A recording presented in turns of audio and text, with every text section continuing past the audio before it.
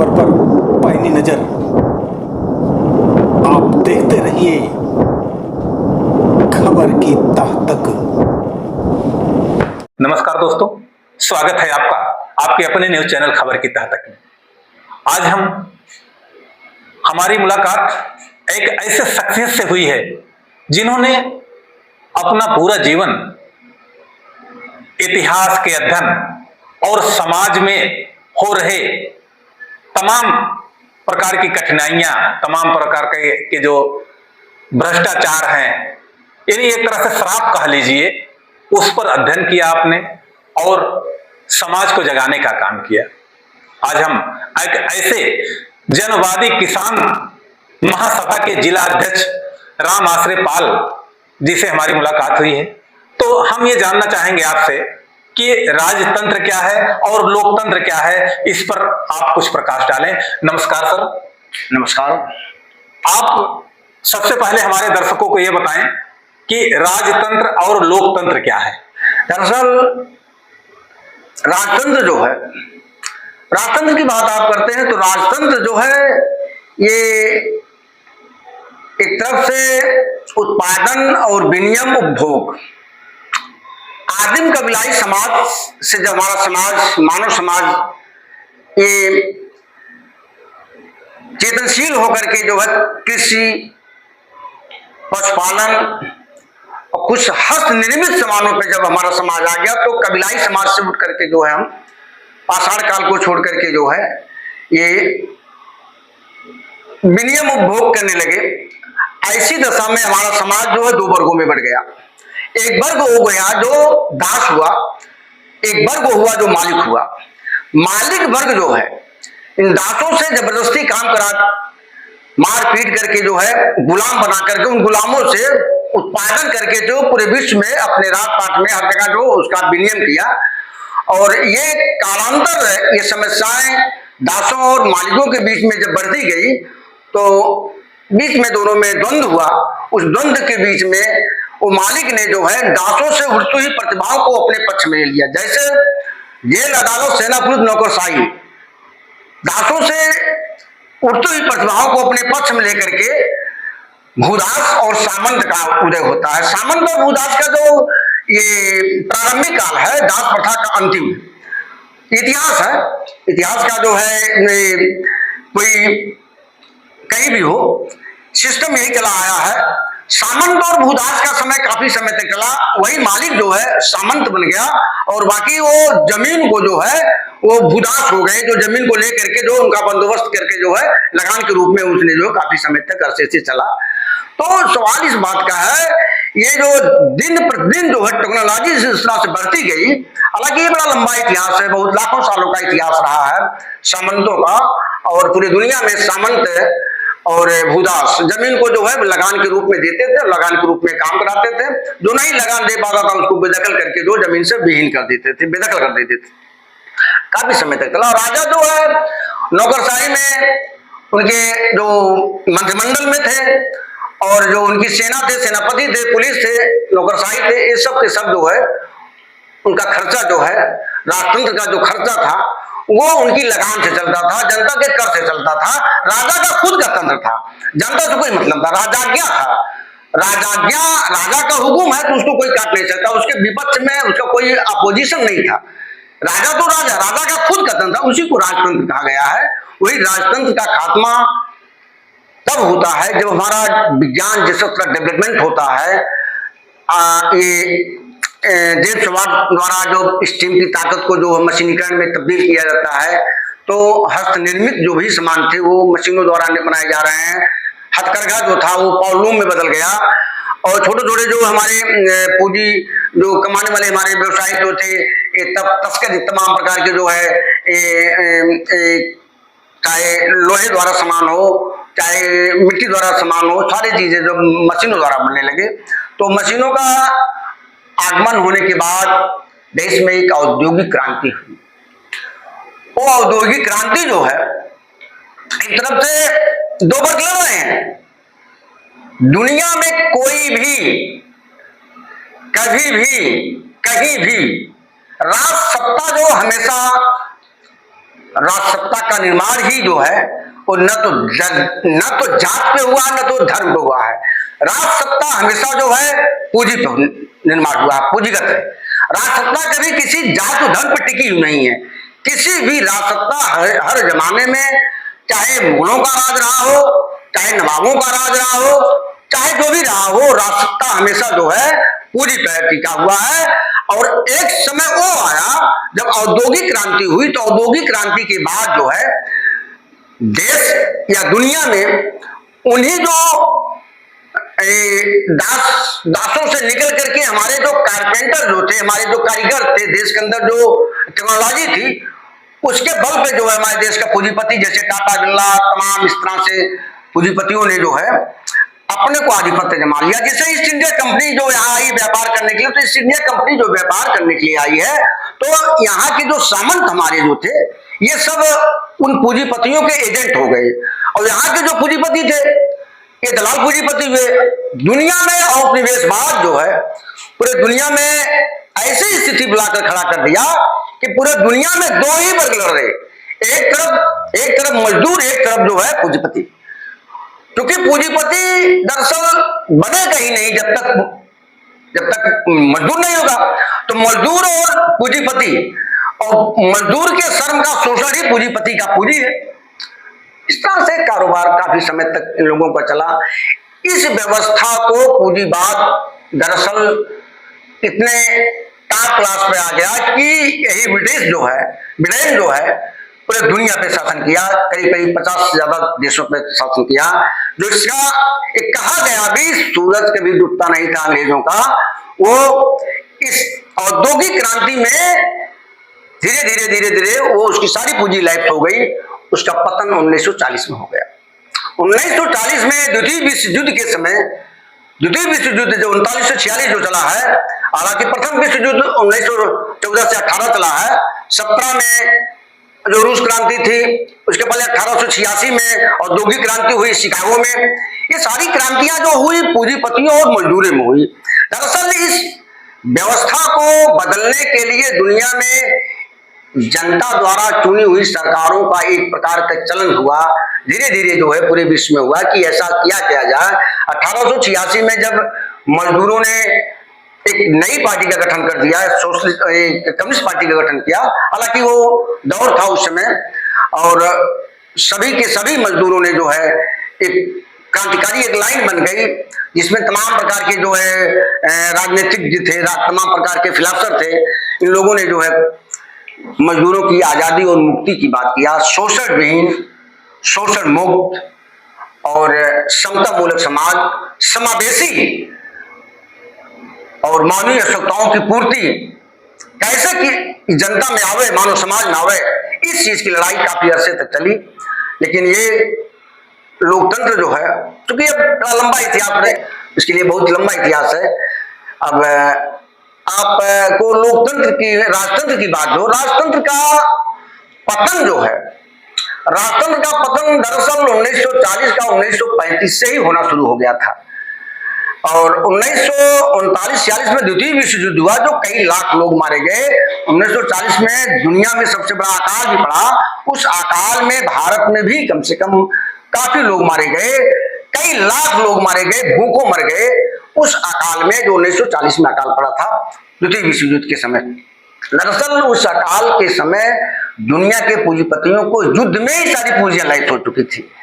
तो ऐसा स्थिति जब बनी कि अब चूंकि ये शासन सत्ता कैसे चलाई जाए, इन्हीं जनता की ही राय लिया जाए, जनता की राय से हुकूमत चलाई जाए, जिसको जनादेश कहा गया। जनादेश का मतलब लोकतंत्र, जनता ही चुने कि कौन सा राजा बनेगा, कौन सा हुकुमरान बनेगा।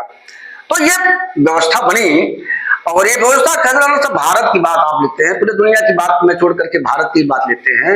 1939-46 और फिलहाल इसके बाद 47 में हमारा देश आजाद हुआ। आजाद क्या, एक तरफ से जो उपनिवेशवाद था, आज भी है, पहले भी था। कारपोरेट की हुकूमत पहले भी चल रही थी, आज भी चल रही है। दरअसल आजादी क्या मिली? आजादी एक तरफ से उन ब्रिटिश हुकूमत ने ये राजसत्ता को अपने चहेतों को ट्रांसफर कर दिया। अपने चहेतों को सौंप करके देश को दो भाग में बांट करके चले गए। दरअसल वो अगर इतिहास में अगर आजादी का सच अगर पढ़ना चाहेंगे तो शायद इसमें बड़ा समय लगेगा और पढ़ना पड़ेगा कि ये स्थिति बनी कैसी। यानी लॉर्ड माउंटबेटन भारत और पाकिस्तान के बंटवारे 1947 के बाद दोनों सेनाओं का गवर्नेंस किया और दोनों सेनाओं गवर्नेंस करते हुए संविधान पे भी उसने जो है संविधान सभा का बाकायदे से मेंबर भी रहा, 5-5 जो लोगों को लेकर के ये लोग संविधान, जब तक लॉर्ड माउंटबेटन पाकिस्तान और भारत की संवैधानिक व्यवस्था को अपने मसरत नहीं किया तब तक यहाँ भारत से गया नहीं। आज भी सारी व्यवस्था ब्रिटिश हुकूमत की काफी ऐसे हैं, तमाम जो है पूंजीपतियों का जो इंग्लैंड के थे आज भी भारत में व्यापार कर रहे हैं। तो मिलाकर के आजाद तो जिसमें हम हुए इसलिए हुए कि अब राजसत्ता जो है हमारे द्वारा जनादेश के द्वारा हो रही है। तब राजाज्ञा द्वारा था, राजा का हुक्म था, अब जनता का आदेश है कि राजा बनेगा कौन। 1947 से हम लोकतंत्र में जी रहे हैं, जिस पर हमारे देश में संविधान देखिए दरअसल ये लोकतांत्रिक में दो व्यवस्था है। एक व्यवस्था वो है पूरी दुनिया में संसदीय लोकतंत्र है और हमारे देश में संवैधानिक लोकतंत्र है। जी सर, थोड़ा सा आप संक्षिप्त में हमारे दर्शकों को यह भी बताइए कि संसदीय लोकतंत्र और संवैधानिक लोकतंत्र दोनों में क्या अंतर है और अपना भारत देश किस लोकतंत्र के अंतर्गत आता है। देखिए पूरे दुनिया का जो लोकतंत्र है वो संसदीय लोकतंत्र है। वहां संसद सर्वोच्च है। संसद जो भी निर्णय लेती है संसद के निर्णय को सर्वोच्च माना जाता है। वहां का संविधान संसद तय करती है और संविधान बनता बिगड़ता रहता है। लेकिन जो भारत का जो लोकतंत्र है पूरे दुनिया में सबसे बड़ा लोकतंत्र इसलिए माना गया, इस लोकतंत्र को निर्माण के लिए यहाँ संविधान सभा मतलब ये बाइलॉज की एक कमेटी गठित हुई है। बहुत बड़ी कमेटी थी, पूरे देश से पूरे दुनिया के लोग इस पर सर्च किए हैं। पूरे दुनिया के जो प्रशासनिक ढांचा था ऐतिहासिक रूप से और जो भी सारी चीजें था उसका अध्ययन करते हुए भारत में जिस लोकतंत्र को लोकतंत्र में संविधान हमारा संविधान जो जिसको तथाकथित बाबा भीमराव अम्बेडकर द्वारा रचित माना जाता है, इस संविधान का गठन जो हुआ है, इस संविधान का मतलब है कि हमारे देश में जो भी हुकूमत चलेगी लोकतंत्र हमारा संवैधानिक होगा। क्योंकि हमारे देश में कोई भी व्यक्ति अगर वो प्रतिनिधि है, जनता ने चुना है, तो संविधान की कसम खा करके शपथ लेकर के वो अपने पद पर आसीन होता है। शपथ ग्रहण समारोह होता है, शपथ होता है संविधान की। क्योंकि हमारे देश में लोकतांत्रिक व्यवस्था संवैधानिक है और पूरे दुनिया में संसदीय है। इसलिए लोकतंत्र में दो तरह के लोकतंत्र है, संसदीय और संवैधानिक। तो ये संवैधानिक व्यवस्था पूरे दुनिया में नहीं है, जिसको इब्राहिम लिंकन ने उस समय ही परिभाषित किया था अपने शब्दों में, democracy government of the people by the people for the people. ये लोकतांत्रिक सरकार भारत की ये जनता के द्वारा है, जनता के लिए, जनता का है, ये जनता का है, जनता के द्वारा जनता के लिए है। दरअसल इस लोकतंत्र पर पूरी दुनिया में इब्राहिम लिंकन ही नहीं बल्कि पूरी दुनिया में सभी लोगों ने सराहना किया कि ऐसा लोकतंत्र विश्व नहीं है, क्योंकि जनता ही चुनेगी और जनता ही इसका मालिक है। दरअसल जनता ही मालिक है इस लोकतंत्र के। इसलिए इस लोकतंत्र को 78 साल बीत गए आजादी का समय, हम लोकतंत्र में जी रहे हैं। 1950 से हमारा जो ये संविधान लागू भी है, तो लागू संविधान हमारा है। लेकिन आज की जो दौर है, ये जो व्यवस्था है, संवैधानिक व्यवस्था है, जिसको एक तरफ से कहा जाता है हमारा संसदीय में दो पार्ट है, एक राज्यसभा एक लोकसभा। राज्यसभा लोकसभा की बैठकें होती हैं। ये लोकतंत्र ही बहुदलीय लोकतंत्र की जो है अवधारणा भी है। तमाम दल के लोग हैं यहाँ, लेकिन जो फुल मेजोरिटी में होता है, जो तय बहुमत में होता है, उसकी गवर्नमेंट बनती है। और इस गवर्नमेंट बेशक बने किसी की हो, लेकिन संसद में 3 सत्र होता है। 3 सत्र में इन्होंने कम से कम 83 से 84 घंटे के 3 सत्र एक महीने का होता है। एक बजट सत्र होता है अप्रैल में, दूसरा सत्र मानसून सत्र होता है जो अभी चल रहा, अभी खत्म हो गया, चल रहा, 1 महीने चलता 30 दिन। और अभी जो एक शीत सत्र होता है। इन सत्रों में वो स्थिति पैदा हो चुकी है। मैं देश की जनता और देश के लोगों को, मैं आप लोगों को बताना चाहता हूं, आज वो संसदीय, ये लोकतांत्रिक जो गरिमा हमारी है, जो हमारा संवैधानिक गरिमा है, सभी हमारे देश के नेता भूल चुके हैं। जहां 80-83 घंटा के आसपास पूरे 1 महीने में चर्चा होनी चाहिए था जनता की समस्याओं को, और जनता की समस्याओं और जनता के विकास के लिए, जनहित के लिए उसमें कोई बिल पास किया जाए, चर्चा हो। ऐसी चर्चा ना होकर के सभी के सभी सांसद सभी की राज्यसभा में भी और लोकसभा में भी आपस में लड़ रहे हैं, आपस में केवल अपने आप को एडवर्टाइज कर रहे हैं कि मैंने ये किया, आपने ये किया। केवल ये लूट घसोर, शोषण, बलात्कार, ये सारी की सारी जो है एक दूसरे की बुराई को प्रदर्शित करने के लिए कह रहे हैं। जैसे एक सबसे कहावत है, देसी कहावत है कि औरतों जो झगड़ा करती हैं, एक दूसरे के ऊपर कीचड़ फेंकती हैं, ठीक वही जो है शीत मतलब हमारे सत्रों में चल रहा है। सभी जो सांसद और सभी जो है हमारे राज्यसभा के सब मेंबर लड़ रहे हैं आपस में, और स्पीकर को स्थगित करना पड़ रहा है। कुर्सी मेज उठाई जा रही है, डेस्क तोड़ी जा रही, हाथापाई हो रही है। इस देश का लोकतंत्र कहां तक, किस हद तक जनता के लिए है, जिसको इब्राहिम लिंकन ने कहा कि लोकतंत्र जनता के लिए है और जनता के द्वारा है, जनता के लिए जनता द्वारा है, तो कहां तक है ये नहीं समझ पा रहा हूं।